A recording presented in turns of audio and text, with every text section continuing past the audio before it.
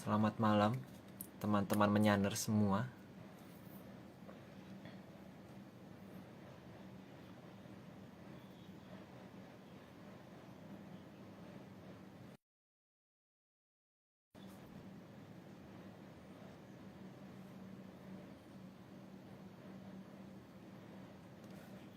Kita, ini, Om Agungnya sudah adakah? Nah, oke. Kita mau bahas tentang Sang Puspo Tajem dengan judulnya Rawuhipun Sang Puspo. Halo Arya. Nah, halo Om. Apa Hey, kabar? ya, Kabar Om. baik. Iya. Ya, perkenalkan aku Aryo Lopis yang akan menggantikan untuk sementara Pak Marius yang sedang sibuk di ini ya, di mana Om? Amerika, Di Amerika. di Iya, jadi dekat San Francisco, di dekat San Francisco apa ini? Berkeley ya, kalau nggak salah di daerah di kota Berkeley. oh ya ini yang speaker yang bakal di narator hari ini ya Ibu Rusti. Ya, Iya. ini katanya guru SD ya, guru SD. Ini udah masuk belum ya? Tadi udah aku invite. Nah ini udah. Suara Masih muter-muter. aman. Oh, Selamat malam Bu. Halo Bu. Salam Suaranya, menyan. Bu. Jelas kan ya? Selamat Mas. Iya. Jelas Aryo. Sangat jelas. Jelas. Oke Bu. Suara Jelas. saya jelas kan? Jelas Bu. juga Bu. Ini Ibu Rusti ini katanya ibu negara dari Omah Cangkem Mataraman ya Bu? Iya, betul. Itu istilah itu Mas. Istilahnya cuman ibu negara. Teman-teman manggilnya begitu. Oke. Ini ada ini ya Om. Kita mau ada titipan nih Garasi 98. Ya, coba. Teman-teman. Nah, ini video dari di subscribe dan ditonton video-videonya dari Garasi 98 buat para menyaners yang suka Otomotif. koleksi mobil, suka otomotif, suka koleksi mobil. Ini bisa ditonton nih. Wah, udah banyak banget nih review-review mobilnya dan wah ini kayaknya hostnya sih seru banget nih kayaknya. Dan jangan lupa ditonton juga. Ini jangan lupa di-subscribe tombolnya nggak kelihatan. Jadi di-subscribe. Nah, terus diklik tombol notifikasinya. Mantap gitu. Terus juga dari Open Mic. Wah, ini ada siapa nih Om? Ini siapa ini? Oh, Yang di tengah itu siapa tadi itu? ini siapa ya Om? Wah, ini keren banget nih pasti nih. Iya, jangan lupa di follow Open Mic nih. Kita mau bahas tentang terakhir nih videonya tentang Denles membangun jalan 1000 kilo selama Tentang masalah jalan Dendels. Ya, tentang masalah jalan Dendels. Kalau para menyaners penasaran nih, langsung saja ditonton ya di Open Mic. Dan jangan lupa subscribe dan ditekan tombol notifikasinya. Oke, kita langsung mulai aja. Gimana? Oke. Yuk. Ya. Oke, Ji. Yang pertama. Slide pertama. Oke, dari slide pertama. Sebentar Bu. Puspa atau Sebentar Bu. Aryo kan belum menunjukkan wajahnya. Nah, biar para menyanes ngelihat dong. Iya dong. Ya. Tunjukkan wajahnya dulu biar Bu Rusti juga lihat dong. Oh iya nih. Jadi dalam rangka ini kan kita Puspo itu artinya nih. Kalau prestasi pertama itu Puspo itu kan arti ini ya, mawar ya. Ini makanya saya nih, aku nih hari ini serba merah nih makanya nih. Pakai topong warna merah juga. Wih.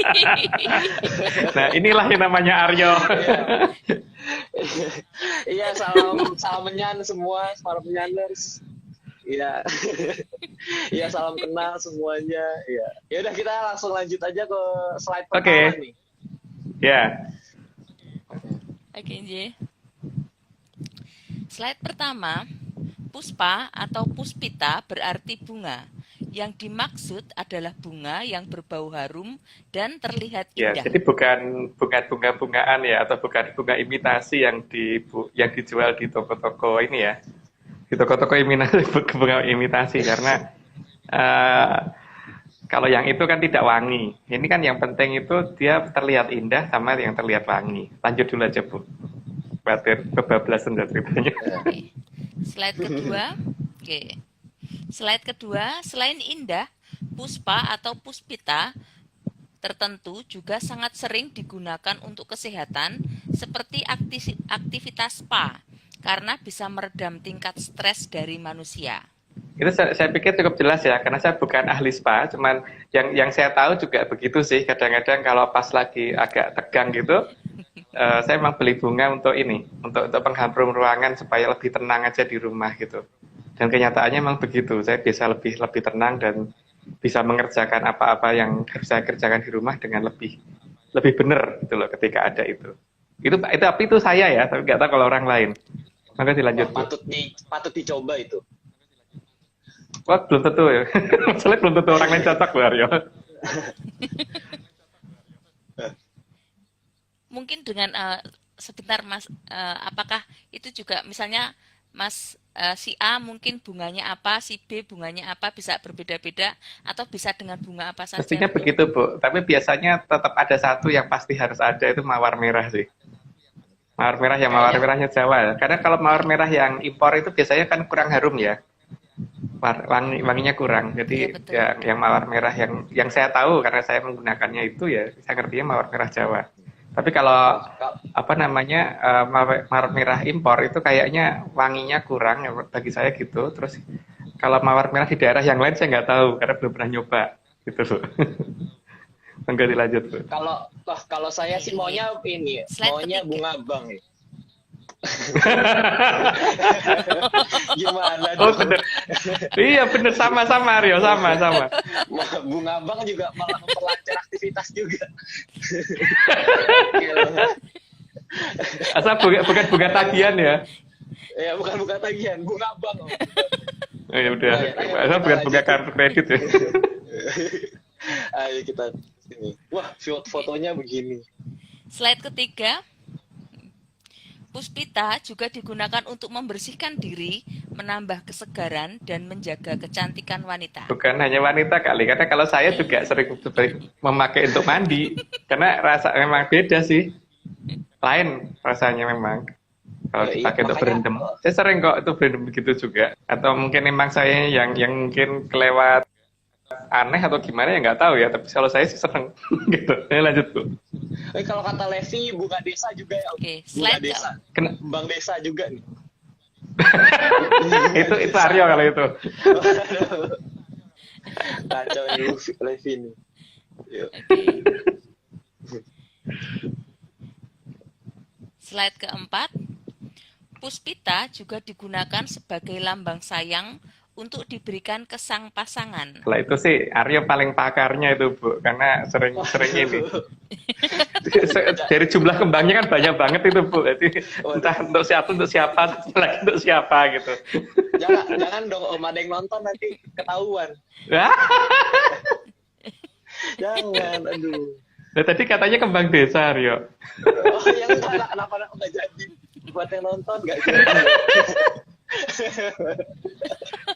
Ya. Ya, oke, kita lanjut ke slide kelima. Slide kelima, ya. Slide kelima, puspita yang sering digunakan sebagai lambang sayang adalah bunga mawar merah yang mekar, bukan mawar yang Ya, rontok. kalau kita ngasih mawar merah yang rontok kepada orang yang kita sayangi ya di kampung, Bu. Kan ini apaan gitu. Keindahannya udah nggak ada gitu kan, yang jelas yang masih indah. Kalau masih kuncup mungkin nggak apa-apa ya, tapi kalau kembang rontok itu keterlaluan sih, emang kurang kerjaan kalau kita ngasihnya kembang. Itu mungkin karena orang yang nggak tahu seperti saya waktu kecil mungkin ya, karena waktu pas TK dulu kan saya pernah punya guru tuh cakep banget gitu loh, cantik banget. Terus waktu itu habis diajak nyekar sama bapak ke makamnya Eyang, saya nanya ke bapak ini kok anu ya apa namanya, kok kita ke tempatnya Eyang ngasih bunga kenapa? Katanya bapak itu supaya tempatnya Eyang wangi, jadi dikasih kembang seperti ini sebagai tanda sayang kita ke Eyang. Oh gitu ya, besoknya saya beli kembang tabur bunga yang kayak dipakai untuk ke makam Eyang itu saya kasih ke guruku dan tak kasih surat cinta gitu. Oh langsung ngamuk guru saya gitu. Tapi itu waktu TK loh, waktu masih belum mudeng. Oke lanjut Bu. Oke, Oke, slide ke-6. slide ke-6. Oke. Karangan bunga yang digunakan untuk mengucapkan selamat atas kesuksesan seseorang biasanya tetap akan menggunakan Ya, mawar merah. mawar merah biasanya tetap harus ada gitu ya. Tapi nggak tahu loh zaman sekarang ya. Tapi kalau di zaman saya dulu itu biasanya untuk ucapan sayang dan untuk ucapan kesuksesan seseorang itu biasanya seperti itu. Tabur bunga, apa bukan tabur bunga ya, apa namanya, bunga karangan bunganya pasti ada mawar merahnya gitu loh. Kecuali kalau yang saya ke guruku waktu itu ya. Kasihan om gurunya. Ya nggak mudeng kok aku, kan bapakku ngomongnya begitu ya salahnya bapakku lah. Oh, waduh. Wah. Oke. Ayo kita lanjut nih, kita ke slide 7. Nomor 7, ya, oke. Juga untuk hiasan di rumah, mawar merah akan menambah harum dan indahnya ruangan. Yang penting kalau bagi saya di sini baunya ya, sama bentuknya gitu. Makanya saya selalu biasanya mengganti kalau udah rontok ya saya ganti gitu. Tapi yang biasanya memang harus yang masih seger. Maka saya tidak pernah mau membeli mawar yang udah rontok gitu, karena pengalaman dengan guru TK dulu. Itu Bu, dilanjut. Oke. Slide ke-8. Bahkan beberapa wanita menggunakan mawar merah untuk mempercantik diri di Ya telinga. mungkin bukan hanya di telinga ya. Ini dilanjut dulu aja Bu. Itu cukup jelas kok, nggak perlu dikasih penjelasan. Oke. Slide ke-9. Beberapa aksesoris hiasan untuk perempuan juga banyak yang menggunakan lambang mawar merah. Ya, itu mungkin tidak perlu dijelaskan karena itu sudah cukup jelas. Mungkin dilanjut aja Bu. Slide ke-10. Bunga mawar apabila digunakan untuk motif busana sangatlah indah dan enak dipandang dan terkesan sangat feminin sekali. Ya untuk perempuan ya, yang terutama yang ada Lady Gaga om. Ada Lady Gaga sama siapa nih? Lady Diana ya ini ya. Lady Diana. Gak tahu deh. Tapi yang jelas memang kelihatan lebih bagus sih kalau ada motif bunga yang seperti itu. Apalagi kalau bunganya kelihatan 3D atau kelihatan berwarna beneran gitu loh. Gitu. Oke lanjut aja dulu Bu. Slide ke-11. Nanti belum slide-nya. Ini. Oke. Bahkan bagi tim Atlantis Series untuk sowan kepetilasan, salah satu pakaian yang biasanya digunakan bercorak kembang batu. Kembang batu bermotif bunga mawar yang sangat khusus dan susah dicari. Wah ini anu ya, apa namanya, saya nggak tahu bagaimana leluhur memberitahu ke kita sehingga kita waktu mencarinya aja setengah mati itu, dan setelah dapat nyarinya lagi setengah mati. Makanya kemarin kan saya sempat minta tolong teman di Jogja untuk ini ya, Mbak Vicky untuk menggambar karena motif seperti ini sangat sulit gitu loh. Ya ada motif mawar tapi bukan seperti ini yang dimau beliau. Jadi kembang batu adalah motifnya mawar merah, mawar yang seperti ini gitu. Oh, itu susahnya amit-amit Jabang Bocah udah nyarinya sampai keliling Jogja, sampai keliling baru nemu satu dan itu udah nggak ada lagi gitu. Jadi teman-teman yang lain belum bisa untuk ini, belum bisa untuk memiliki gitu. Sementara baru satu. Tapi ya itu harus ada sih nantinya. Gitu. Menyaners kalau ada yang punya bisa bersombong di sini. Karena susah nyarinya katanya. Susah amit-amit ya. Oke, lanjut. Lanjut nih, kita slide 12. Oke. Slide ke-12. Juga dalam sesaji di Jawa, mawar merah pasti merupakan komponen utama yang harus digunakan dan harus itu ada. Dalam sajian besar, sajian kecil, cok bakal, dan macam-macam kan sajian di Jawa itu. Jadi sajian di pedanyangan, sajian di tempat-tempat yang dianggap tempatnya leluhur dan sebagainya. Tapi biasanya kembangnya yang lain bisa ganti-ganti, tapi mawar merahnya harus selalu ada gitu loh kalau di Jawa. Di Jawa ya di Jawa tempat saya terutama. Tapi kalau di tempat ya di Jawa yang lain saya nggak tahu. Tapi yang saya kenal di tempat saya tuh selalu begitu. Mawar merah tidak pernah ditinggalkan, selalu ada. Gitu. Lanjut Bu. Slide ke-13. Untuk tim Atlantis Series, bahkan harus mempersiapkan bunga yang disusun sedemikian rupa untuk menerima kehadiran leluhur yang biasanya datang untuk memberi petunjuk. Dan mawar merah wajib ada. Ini kan biasanya kalau untuk eyang-eyang kalau mau datang kita nyiapnya seperti ini. Ini ada melati segegem, jadi melatinya kita hilangin dulu cangkang-cangkangnya gitu, jadi kelihatan lebih putih, ya tinggal putihnya doang gitu. Terus kemudian ada mawar merahnya 1, terus kemudian kantil putihnya 3, dan harus disusun seperti ini. Nah ini kan pasti juga merupakan suatu pertanda atau kode ya kalau bagi kita ya, tapi nggak tahu kalau bagi orang lain.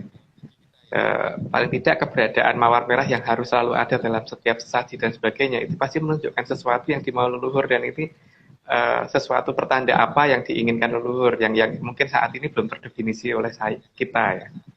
Jadi ini harus dicari maksudnya apa dan apa gunanya. Selain untuk apa tuh namanya untuk pewangian, tapi pasti ada yang lain lagi. Monggo dilanjut Bu.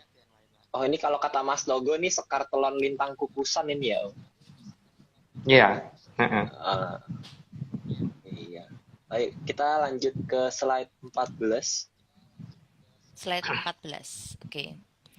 Mawar juga menjadi komponen utama untuk memandikan pengantin saat upacara pernikahan di Jawa. Makanya kelihatan airnya pasti agak warna merah gitu, Pak. Tapi sebenarnya merahnya itu bukan merah ya, tapi karena banyaknya mawar yang di situ. Cuman kalau dari zaman saya kecil dulu, biasanya mawarnya bukan mawar rontok seperti ini. Biasanya mawarnya yang masih utuh dan itu memenuhi baknya itu gitu kan. Tapi nggak tahu dengan berjalannya zaman kok jadi berubah jadi mawar yang rontok yang dipakai gitu. Kalau zaman saya dulu, pasti mawarnya masih yang seger dan tidak rontok, jadi bahkan dicek satu-satu sebelum dimasukkan ke tempat itu supaya kelihatan jangan ada yang rontok gitu. Gitu Bu, monggo dilanjut. Slide ke-15.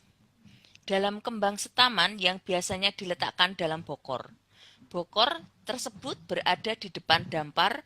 Untuk rawuhnya leluhur di tim Atlantis Series pasti juga ada mawar merahnya. Ya, dalam kembang setaman itu kan banyak ya, dari mulai mawar merah, mawar putih, melati, kenongo dan sebagainya, ada jambe cebuk dan sebagainya, itu banyak banget.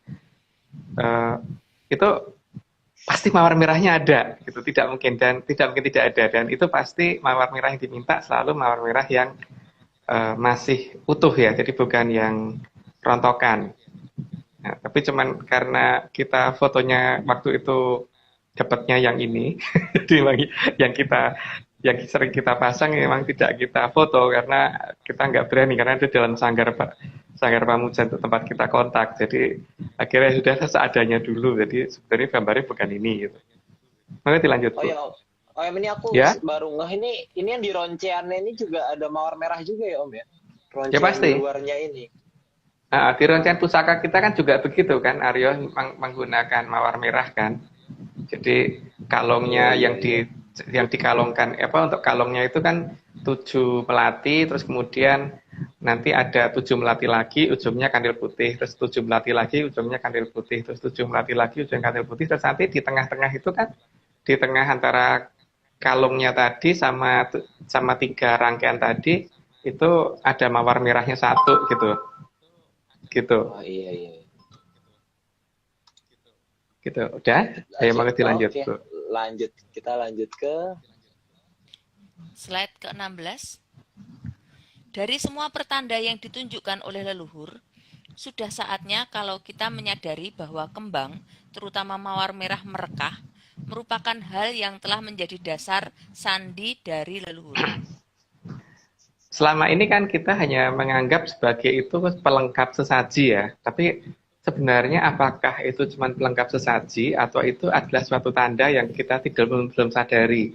Karena kan seperti bagaimana kita tim Atlantis Series yang waktu itu mencurigai keberadaan Menara Babelan dan sebagainya itu kan didasari dari ternyata mappingnya adalah karena adanya ini kan apa tuh namanya tumpeng robyong, yang tumpeng robyongnya ada sekian jenis, itu harusnya kita cari ada sekian menara babelan gitu kan. Dan susunannya pasti nggak akan jauh berbeda dari bentuk sesaji yang ada gitu, tumpeng robyong yang ada.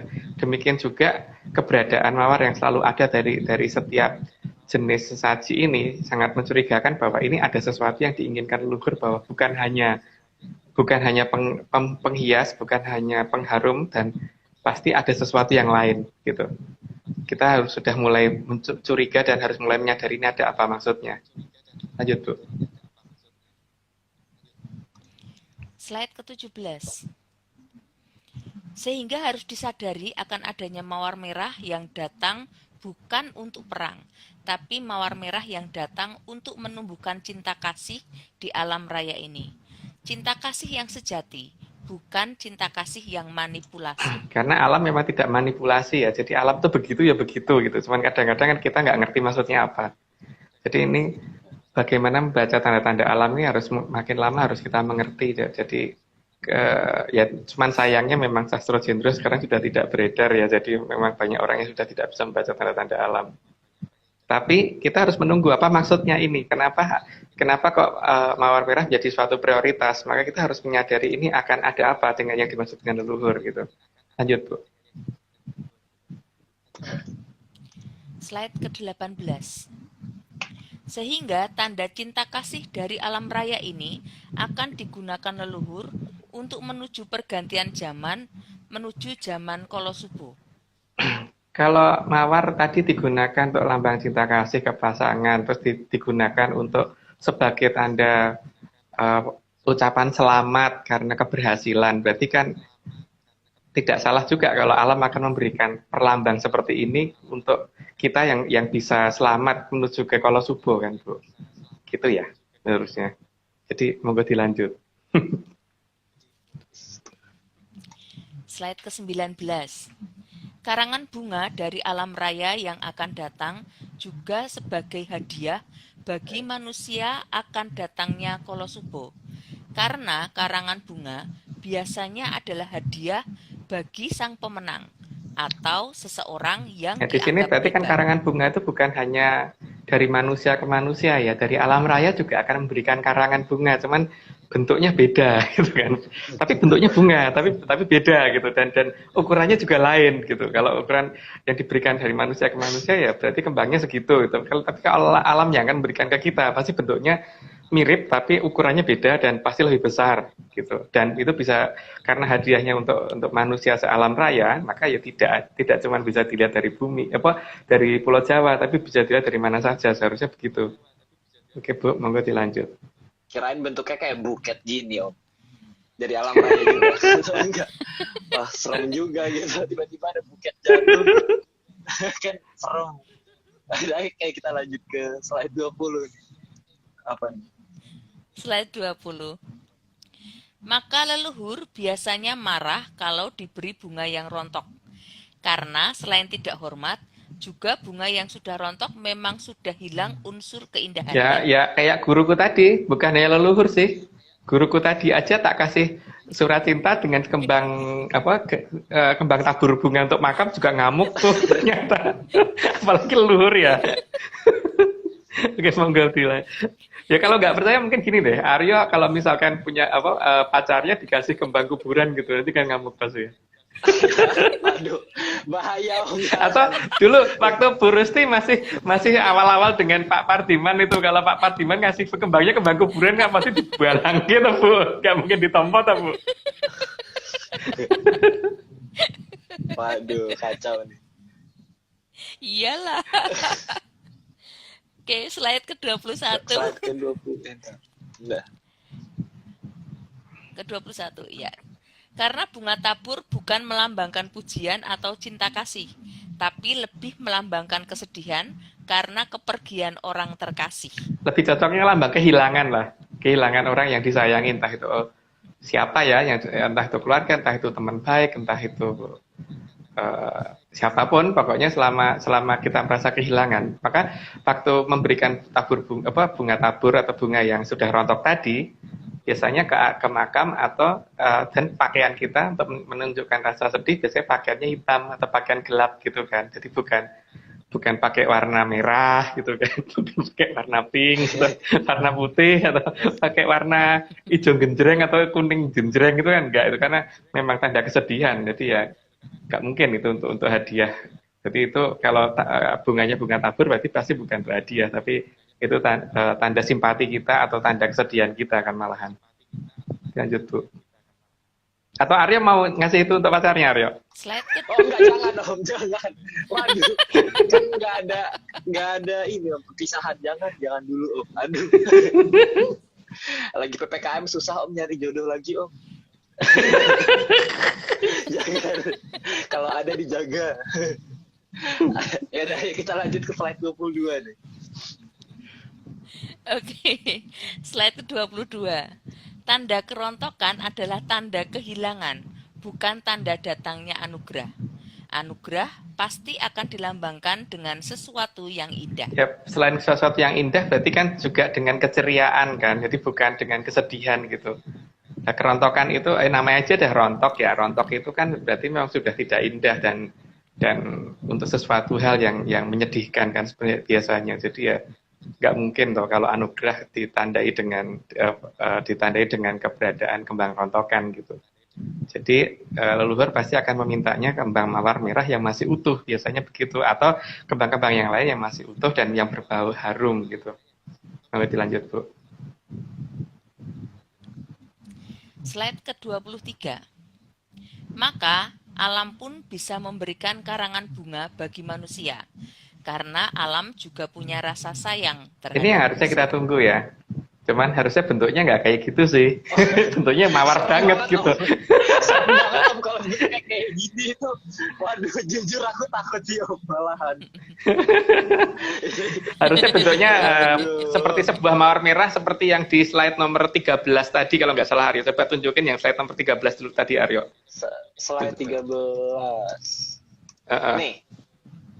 Ya, harusnya bentuknya seperti itu ya. Jadi ada cahaya, 3 cahaya, dan di belakangnya tuh ada nebula putih, terus ada nebula merahnya itu kan. Harusnya seperti itu kan, pertanda dari alamnya seperti itu.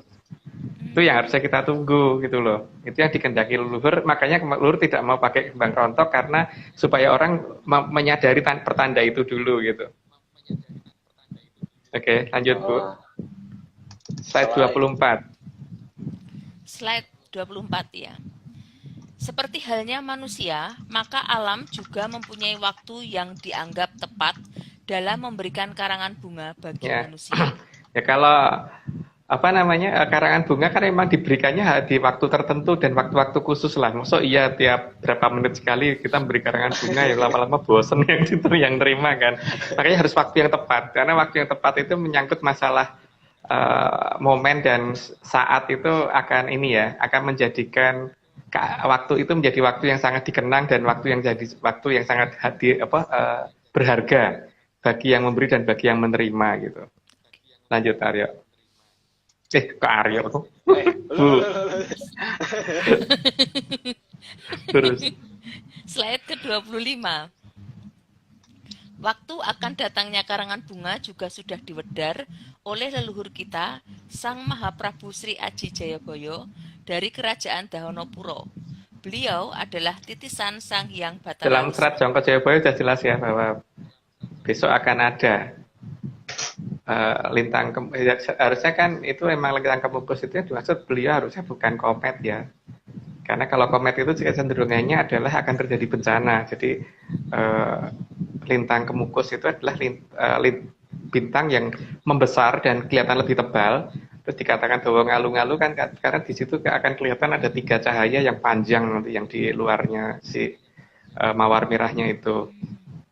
Harusnya begitu ya. Kalau berdasarkan sastra yang saya terima dari beliau loh. Jadi entah saya ini halu atau gimana ya. Pokoknya coba kita lihat nanti gitu. Waduh.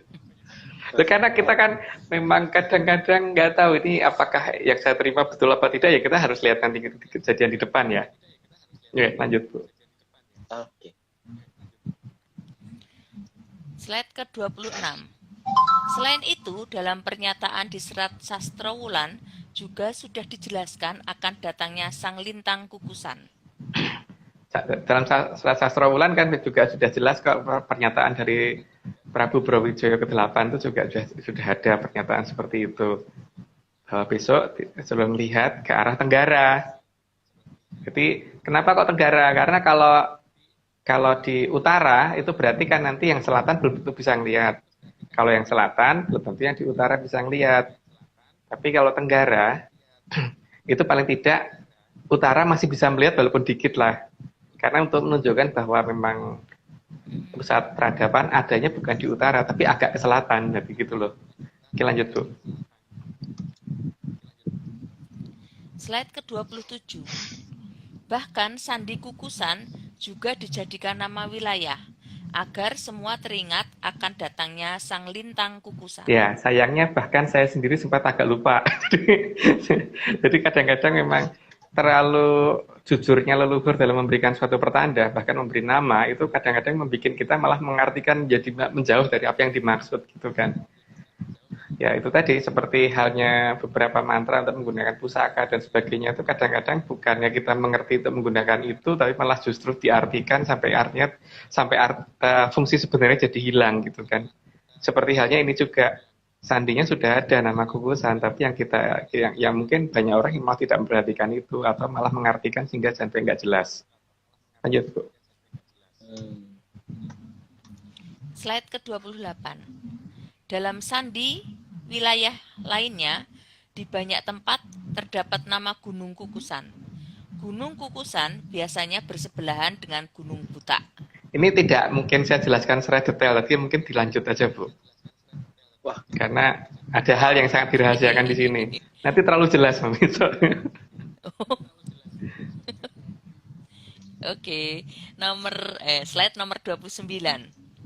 Untuk sandi arah, maka arah yang dikehendaki adalah arah kidul wetan bener atau tenggara. Jadi tadi kan udah ditunjukkan bentuknya apa, terus kemudian sekarang mulai ditunjukkan arahnya. Makanya kan seharusnya kita curiga ya ada nama yang di antara dua nama dua nama mata angin yang sudah baku, yang dikatakan sudah baku itu bagi saya kan barat, timur, utara sama selatan. Di antara itu kan ada barat daya, barat laut, timur laut dan tenggara. Seharusnya barat laut, timur laut, barat daya dan tenggara. Barat daya. Harusnya kan curiga toh itu orang yang lainnya dua suku kata, kalau ini cuma satu suku kata, terus dia dua kata, terus kemudian dia cuma satu kata, terus kemudian terdiri dari tiga suku kata gitu loh. Itu beda sendiri kan. Dan arti tenggara sendiri kan artinya pertanda kan. Jadi pertanda jelas dong, lu udah menunjukkan arah pertanda itu dari arah sana gitu loh. Jadi bukan dari arah timur, bukan dari arah selatan, bukan dari arah utara, tapi ada dari arah tenggara gitu. Nanti lanjut Bu. Slide ke-30. Maka bisa dilihat bahwa penamaan di antara mata angin utama ada tiga arah yang disebut dengan dua patah kata. Barat laut atau lor kulon, timur laut atau lor wetan, dan barat daya atau kidul kulon. Tapi cuma arah kidul wetan bener yang hanya menggunakan satu kata dan tiga suku kata, yaitu saya kebablasan ya kayaknya jelasinnya. Cuman di sini kecurigaan yang lain seharusnya muncul juga bahwa kenapa sih nama lautnya kok di utara padahal laut luasnya ada di selatan gitu kan. Terus kemudian kenapa sih di selatan itu kan posisi yang dikatakan barat daya kok malah merupakan posisi lautan lepas, lautan samudra yang besar gitu. Padahal namanya barat daya. Daya itu kan artinya kekuatan. Kenapa kekuatannya ada di laut? Terus petunjuknya juga mengarah ke tenggara gitu kan. Ya, monggo dipikirkan sendiri. Monggo dilanjut Bu. ini aku baru ngeh Karena ini ada mata di tengah Om. Kaget lihatnya. namanya mata angin gitu kan. Oh, iya. Namanya kan ada matanya, mata angin. Bener sih sebenarnya. Oke. Next-nya. Slide ke-31. Ya. Seharusnya kita sudah mulai curiga dengan penamaan Tenggara. Karena kenapa cuma satu kata sendiri dari 3 suku kata sendiri? Apalagi arti dari kata Tenggara adalah pertanda. Pertama, kita harusnya curiga dengan ini ya, 3 suku katanya itu ya. Karena di sini sejak awal kita juga sudah memberitahukan bahwa akan munculnya 3 kerajaan besar kan. 3 kerajaan besar, terus ada 3 suku kata yang menjadi petunjuk pertanda, terus kemudian ada 3 kandil putih yang tadi untuk sesaji kita, jadi di tim Atlantis Series itu sesajinya juga ada mawar merah, terus ada kandil putihnya 3. Atau kalau rangkaian untuk pusaka juga ada tiga rangkaian yang digunakan gitu, jadi tidak 7 itu untuk di payung agung ya kalau di kita, tapi nggak tahu kalau orang lain kan boleh beda-beda.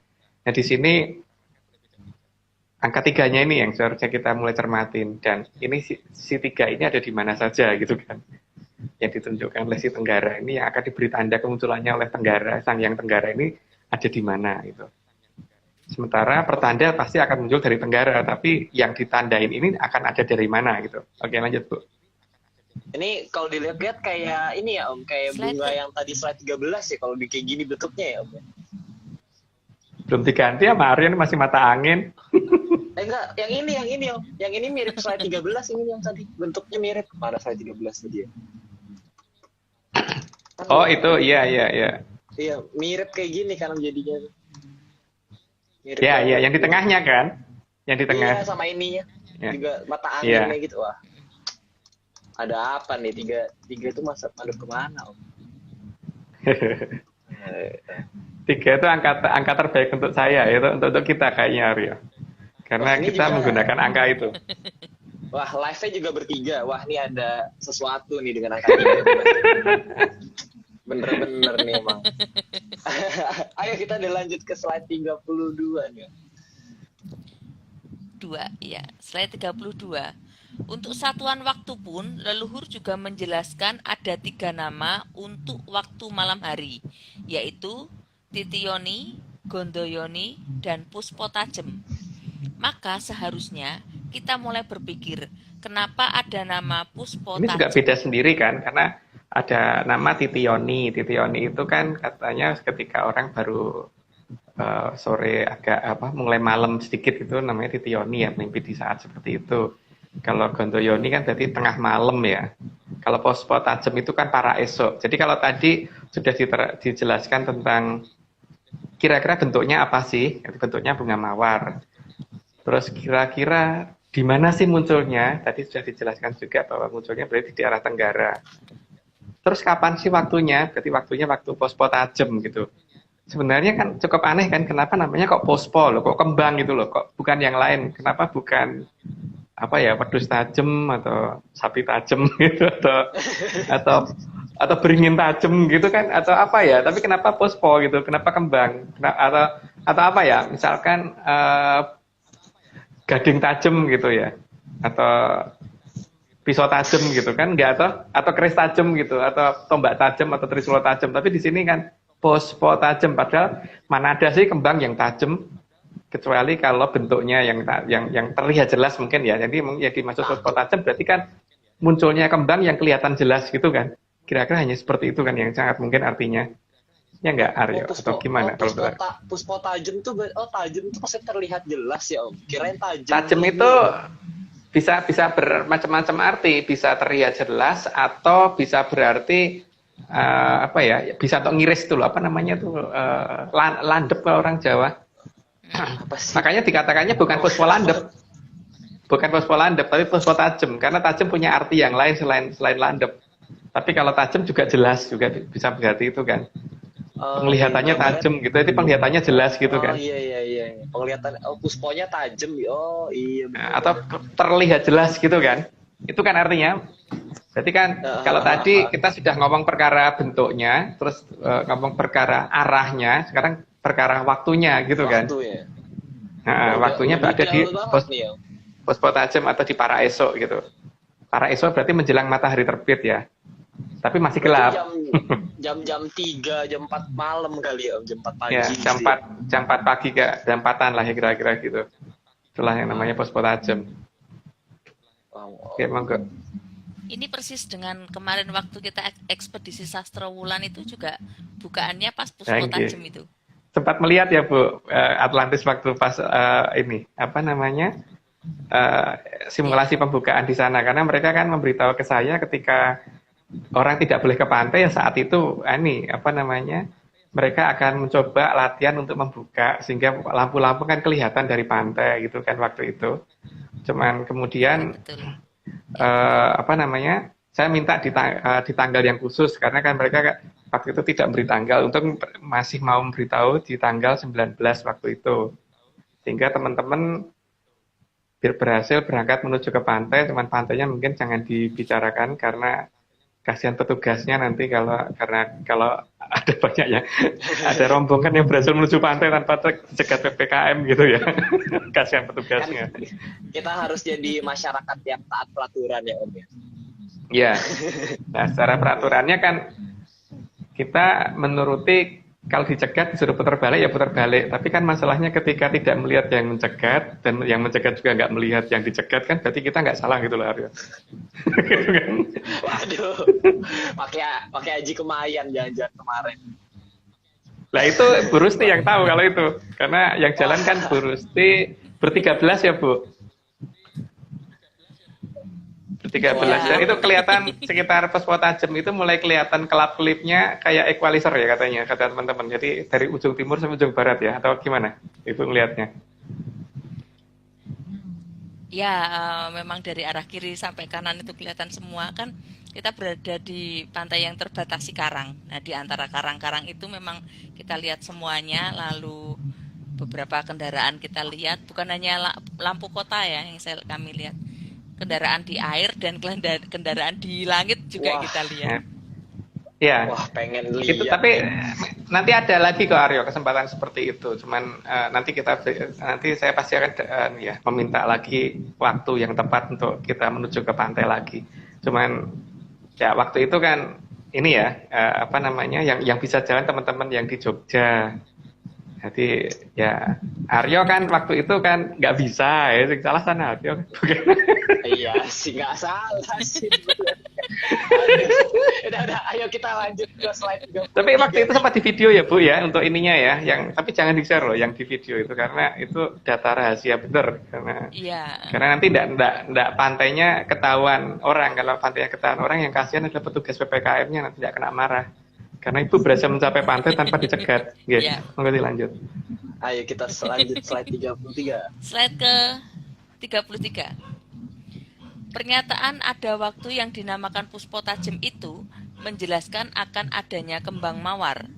Kembang mawar yang terlihat sangat jelas di saat para esok atau sebelum matahari terbit. Ya, jadi kan ini menjelaskan lebih detail lagi dengan yang tadi ya. Makanya harusnya curiga dong, namanya kenapa Puspo Tajem gitu. Padahal yang bisa tajem gitu, itu kan bukan kembang seharusnya. Tapi kalau ternyata yang dimaksud tajem adalah terang, ya iya gitu. Tapi kenapa namanya Puspo? Tapi berarti kan ini pasti berarti ini menunjukkan bahwa dia adalah berbentuk bunga gitu kan.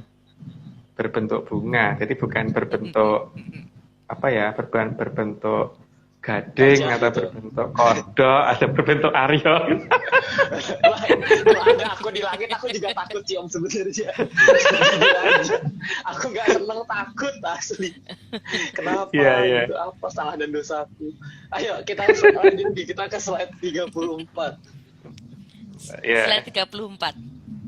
Sangat jelas artinya bahwa sudah seharusnya kita menunggu akan anugerah atau hadiah dari alam raya pada saat para esok atau Puspo Tajem sebelum terbitnya sang surya di arah tenggara. Mungkin sudah jelas ya, saya jelaskan yang tadi sudah cukup jelas, cuman ya diingat-ingat aja. Jadi apakah saya nanti benar apa tidak, tapi tunggu saja apakah betul akan munculnya nebula Roxette yang arahnya dari arah tenggara. Dan Kalau jam 4 pagi, saat ini kira-kira kalau kita melihat langit dengan elevasi sekitar 20 derajat arah tenggara, 20 derajat lebih dikit atau kurang ya, lalu Pak Ding nggak pernah ngukur elevasinya, itu sudah mulai ada kelihatan bintang yang kelap-kelip dan makin lama makin besar sih. Itu di arah tenggara udah mulai kelihatan. Tapi ya monggo dilihat ntar nanti pagi kalau tidak mendung ya. Mungkin dilanjut Bu. Slide ke-35. Sesuai sabda dari Sang Mahaprabu Sri Aji Joyoboyo bahwa besok akan ada lintang kukusan 7 hari 7 malam di arah kidul wetan bener. Jadi kejadiannya bukan hanya sehari dan terjadi sebelum matahari terbit serta akan menghilang atau tidak terlihat saat matahari terbit. Karena kan dikatakan bahwa hilangnya katut Bathara Surya gitu kan. Berarti maksudnya kan menghilangnya karena mungkin kalah cerah dengan sinarnya matahari, tapi mungkin masih kelihatan tapi samar gitu.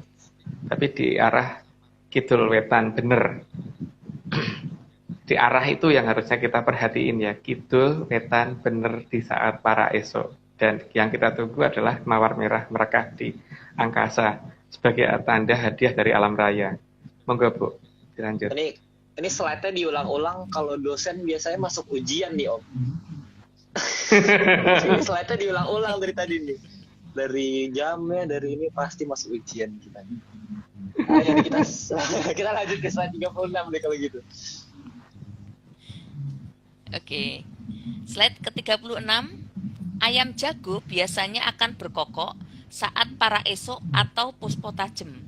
Berkokoknya ayam jago karena akan menunggu kedatangan Sang Hyang Suryo atau Sang Hyang Rawi. Maka kejadian tersebut diabadikan oleh mantan Presiden Soeharto menjadi nama Jalan Tol Jagorawi dari kata ayam jago dan Sang Surya atau Hyang Rawi. Meskipun Jagorawi adalah singkatan dari Jakarta, Bogor, dan Ciawi, tapi tetap saja nama jago yang berkokok menjelang munculnya Sang Hyang Rawi pasti tidak secara kebetulan mantan Presiden Soeharto memberi nama itu. Berarti kan waktunya juga diberitakan lagi kan pada saat, jadi waktu yang lebih tepat para esoknya kapan adalah para esok ketika ayam jago berkokok ya.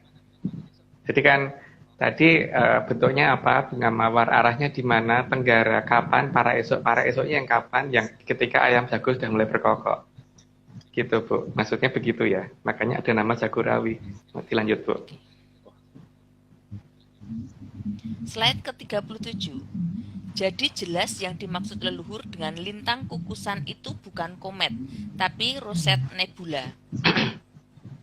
Karena kalau komet itu biasanya kalau muncul menandakan akan adanya bencana. Makanya kan seperti kemarin itu pada saat ketika COVID akan datang, di sebelumnya kan sempat ada beberapa komet yang datang ke bumi, mendekat ke bumi kan. Gak cuma satu loh kemarin itu, ada beberapa yang mendekat ke bumi. Jadi beda ya. Jadi kalau sebagai tanda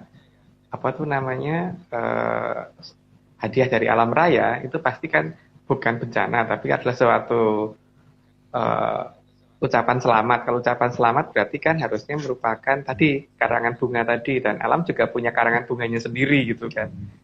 Dan karangan bunga itu karena namanya aja adalah pospo, tajem, jadi kan kalau komet bukan berupa pospo, bukan berupa kembang, tapi berupa kayak gitu, bintang berekor. Jadi ya yang kita cari adalah pospo, karena pernyataannya leluhur adalah pospo tajem gitu. Oke, lanjut Bu. Slide ke-38. Kedatangan Sang Mawar Merah tadi juga akan diikuti munculnya Sang Amertasari atau air suci. Air suci ini pasti sangat banyak dan mengalir dengan aliran yang sangat deras yang saat ini lagi disembunyikan. Mungkin dilanjut dulu Bu, siapa tahu nanti di bawahnya malah kebablasan saya. Slide ke-39. Dan air suci yang digambarkan leluhur adalah air suci yang mengalir dengan aliran yang cukup indah. Ya di sini kan air suci yang mengalir dengan aliran yang cukup indah ini adalah aliran yang benar-benar bersih, benar yang dinamakan suci ya pasti airnya bersih dan jernih ya, jadi tidak berwarna, bening, bersih dan tidak berbau, dan itu memang sangat menunjang untuk kehidupan. Oke, lanjut dulu Bu. Slide ke-40. Karena digambarkan sebagai aliran yang tidak bernoda, maka aliran tersebut adalah aliran air tawar, bukan air asin. Ya, karena suci berarti tidak ternoda ya, dan nama ini adalah nama yang kemudian diberikan kepada putri sulung dari Prabu Erlangga yang dalam bahasa Jawanya dinamakan Gili Suci, atau yang dalam bahasa kekinian mungkin dikarenakan yang tidak ternoda. Yang waktu itu karena beliau menderita penyakit yang namanya kedi ya, kedi itu mandul, jadi makanya kerajaan jadi kerajaan Kedi Putri. Nah, sehingga beliau akhirnya ketika mengetahui ada orang yang bisa menyembuhkan beliau di luar sana, maka kemudian berpamitan kepada bapaknya kan, kepada Prabu Erlangga yang waktu itu menyerahkan keprabonnya kepada bapaknya lagi untuk diberikan kepada adiknya yang Lembu Amisiswa sama Lembu Anuseno. Maka sebagai seorang ayah, sebagai orang bapak, ketika ada anak yang mau pergi karena mau berobat, maka bapaknya pasti akan ngomong dalam bahasa sekarang sembuhlah gitu kan. Nah, dalam bahasa Jawa sembuh itu kan mari. Jadi kalau kata sembuhlah kan berarti Mario atau Maria yang ger gitu kan. Gitu kan. Gitu. Waduh. Itu anu. Ini itu berarti panggilannya jadi Maria dong, Bro. Itu Iya. Itu jangan-jangan yang di itu loh, di mana? Di sebelah itu, Om. Enggak berani nyebutnya. Aku tidak mau ini ya, ini nama yang mungkin kebetulan sama atau gimana saya nggak ngerti, tapi yang jelas memang ada sebutan itu untuk Dewi Kili Suci. Maka beberapa tempat penampakan Dewi Kili Suci kan memang ya begitu gitu kan, dan ya memang itulah beliau gitu loh, yang sebagai yang tidak ternoda itu gitu. Oke, maka dilanjut Bu. Slide 41. Saat ini, aliran air suci yang indah itu sedang disembunyikan oleh leluhur agar aliran tersebut tidak ternoda. Leluhur tahu persis sih kalau aliran air yang mereka sucikan itu dibiarkan terbuka, maka akan ini ya, di peradaban sekarang mungkin jadi tidak bersih lagi. Karena sekarang kita bisa melihat ya bahwa lah kok mau aliran yang ini toh, yang kelihatan, yang bahkan mata air manapun itu kalau manusia sudah menjamah biasanya tidak lama lagi akan kotor gitu kan di zaman sekarang. Makanya leluhur harus menyembunyikan ini gitu loh. Maka dengan segenap kemampuan semenjak ditutupnya kerajaan, disembunyikannya kerajaan-kerajaan zaman dulu, maka aliran suci ini juga disembunyikan. Dan inilah yang mungkin nanti akan dikembalikan untuk dibuka lagi gitu. Oke, lebih lanjut dulu. Slide 42. Aliran air suci tersebut akan dimunculkan kembali setelah alam memberantas hal-hal yang bisa merusak alam raya. Karena kalau tidak diberantas dulu, maka aliran ini kalau dimunculkan kembali pasti akan kotor banget, Bu. Karena bagaimanapun juga sekarang gini ya, paling tidak kita lihat deh, mungkin kalau kita lihat Sungai Ciliwung aja, coba kapan sih kita bisa ngelihat Sungai Ciliwung bersih gitu kan? Minimal itu ya, kan nggak bisa. Yang ada pasti ada kotorannya kan, entah itu apa mengambang pasti ada lah di situ gitu loh. Makanya kan memang aliran yang disucikan sama leluhur harus disembunyikan karena ternyata memang kita belum punya kapasitas untuk memelihara aliran tersebut kan, makanya memang harus disembunyikan. Tapi pada waktunya ya harus dibuka. Tapi untuk buka berarti memang sesuatu yang bisa membuat aliran itu menjadi ternoda, karena kan pernyataannya harus pilih suci, harus tidak ternoda. Jadi ya harus diberantas dulu yang kira-kira akan membuat aliran itu menjadi tidak suci lagi gitu.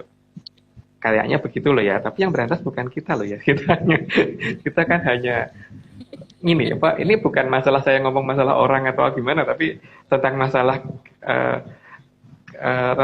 kebersihan di alam raya ini loh. Jadi bukan sentimen atas kelompok tertentu, tidak ya. Oke, lanjut Bu. Slide 43. Apalagi disadari atau tidak, saat ini Brantas sudah disandikan bergerak ke barat dan timur, dan salah satu stasiunnya adalah Pasar Senen. Mungkin tidak perlu saya jelaskan detail ya, tapi semoga dengan keadaan yang tidak disengaja ini, semoga sudah mulai kelihatan kira-kira hari apa sih gitu kan. Brantas akan dibuka gitu. Lanjut Bu. Soalnya Senen itu depan rumahku loh, Pasar Senen ini stasiun. Kirain ada apa gitu. Oh, bahaya berarti ya? Oh gitu, bahaya, baru sadar bahaya dulu. Aku nggak ngomong bahaya loh Aryo, aku tidak ngomong bahaya. Iya, ngomong bahaya. Aku ngomong harinya. Oh iya benar. Aduh, oke. Kapan waktunya gitu kan. Saat ke-44. Slide 44. Hal tersebut hanya bisa dicermati dengan jelas bila menggunakan mata. Karena batin orang itu ada cuma satu. Roh utama kita itu ada satu. Jadi kalau itu bisa digunakan untuk melihat, ya berarti kita bisa melihat kira-kira nanti bagaimana yang daerahnya seperti apa dan sebagainya gitu kan. Karena saat ini kan kita melihat pakai dua mata. Makanya kalau pakai satu mata mungkin beda yang lihatnya gitu. Oke, lanjut dulu Bu. Slide 45. Maka leluhur menggambarkan wayang kulit selain buto adalah bermata satu. Dari mulai satrio, dewa, dewi, terus para putri-putri, terus ini ya yang bukan buto ya, terus Bathara Bathari, sampai ke penggambaran Sang Hyang Wenang dan sebagainya itu bahkan wahyu dan sebagainya penggambarannya kan gitu. Kalau di wayang kulit semuanya bermata satu. Kalau misalkan dikatakan bahwa karena dilihat dari samping, enggak juga, karena ada yang digambarkan bermata dua gitu kan. Oke, lanjut dulu Bu. Slide 46. Hanya buto yang berbahaya yang digambarkan bermata dua. Jadi jelas, ajaran mata satu adalah ajaran di tanah kita ini, yang bernama Tanah Sakutro atau Sakutrah, atau Tanah Paratrah Jayengkaton. Jelas kan kalau misalkan dikatakan bahwa dilihat dari samping wayangnya, kalau dilihat dari samping kenapa ada wayang yang kemudian pakai mata dua gitu kan. Jadi kan memang disengaja, itu adalah sesuatu yang disandikan supaya kita sadar dan kita melihat gitu loh, bahwa cara melihat memang seperti ini gitu loh. Karena kalau dikatakan bahwa itu kan karena dilihatnya dari samping maka digambarkan bermata satu, tapi enggak juga, ternyata kalau buto digambarkannya bermata dua kok. Ya dari kerajaan Mataram kan menggambarnya seperti itu. Kenapa Arya? Jangan-jangan butonya mata 4 Om. Enggak tahu. Enggak pernah lihat buto. Kan gitu. Bisa jadi, atau matanya malah banyak kali ya. Tapi kan yang paling jelas di sini kan gini toh. Yang ini sudah nggak bisa ini lagi kalau dikatakan karena dilihatnya dari samping, maka kenapa ini matanya maka matanya digambarkan cuma satu gitu. Tapi kalau digambarkan dari samping, berarti harusnya tidak ada yang bermata dua seperti ini kan? Iya benar-benar. Iya. Dikatakan terah Jayeng Katon itu kan Jayeng itu Jayaeng Katon terlihat, jadi terah yang paling jaya yang paling hebat di alam yang terlihat gitu kan. Gitu Bu, monggo dilanjut. Slide 47 ini terakhir ini berarti. Sang Puspitosari Kang Arso Amertandani Samirono Ningrat tumuju kamulyaning. Kalau ini sih kayaknya nggak perlu dijelaskan sih, karena ini pernyataan dari kita ke mereka bahwa tema ini sudah kita jelaskan sudah kita publish gitu. Jadi pertanggungjawaban saja kepada sana bahwa sampun lo nggih gitu. Istilahnya gitu tak? Sampun lo nggih. Jadi saya jangan dimarahin loh. Sudah kita munculkan lo ini gitu. Sudah kita publish keluar gitu. Wah, Om, gitu, ini nggak boleh diartikan Om, buat kita yang nggak bisa bahasa Jawa. Nah, itu kutukannya Aryo itu. Kalau nggak bisa salahnya sendiri. Wah, kacau ini. Berarti harus belajar. Pokoknya bahasa Jawa yang gampang kok, bukan bahasa Jawa yang aneh-aneh kok. Ini masih kawinya masih kawi yang muda gitu loh, bukan kawi yang tua gitu. Bukan Sansekerta juga, dia masih bahasa gampang gitu istilahnya. Gitu. Oh, deh. Wah, ini ada slide terakhir biasa. Slide penutup, apa nih? Yang jelas kan bahwa jangan lupa ya bahwa besok akan ada cerita tentang Kumambange Watu Item dan Jeleme Perahu Gabus, itu harus diingat-ingat benar. Terus tentang pernyataan leluhur bahwa dahulu terang temak yang ping tanah Jawa nononan sansaya dangu sansaya andodro, itu juga harus kita perhatikan. Kalau soal artinya apa monggo diartikan sendiri, karena saya bukan ahli bahasa dalam menerjemahkan itu walaupun ngerti gitu kan. Bukan menang saya gitu. Gitu ya. Itu uri namanya. Loh, kita diciptakan tak curang ya, Bu. Makanya kan kalau saya dengan beberapa teman kan ditanyakan jawaban yang paling gampang dan paling indah itu kan karena nggak boleh ngaku gitu kan, Bu. Oh, emang ini berarti kutukan ya Om, berarti aku nggak bisa bahasa Jawa tuh ya, berarti ya. Ya bukan lah, bukan kutukan, itu hanya. Wah. Ini Pak Marius kira-kira sampai kapan ya? Mungkin minggu depan udah balik belum kira-kira ya Aryo ya, Pak Marius? Wah, kurang tahu Om, dari Amerika dia lagi sibuk kayaknya. Kayak nggak tahu aku malah. Dia sibuk atau tidak kan memang saya mengusulkan supaya Pak Marius jangan jadi host dulu selama di Amerika, karena Pak nanti tidak punya pasal untuk nggak bawa oleh-oleh gitu lah. Ya, kalau ini bukan karena yang lain-lain, karena kalau dia jadi host nanti ada alasan. Wah Mas, kemarin aku mau jalan tapi karena jadi host jadi nggak sempet cari oleh-oleh, nanti alasannya ada nanti. Kalau gini kan nggak punya alasan. Habis ini kita tagih. Oh iya, harus wajib. Setuju ya Bu ya, gitu kan. Makanya Arya dijadikan host. Setuju jelas. Kalau jangan sampai nanti, waduh Mas karena jadi host kemarin jadi nggak sempat keluar ya, nggak sempat cari sesuatu ya, itu kita yang rugi Bu. Makanya minggu depan ini kira-kira Pak Marius sudah pulang belum? Kalau kira-kira belum pulang jangan jadi host dulu, biar oleh-oleh biar banyak gitu. Benar.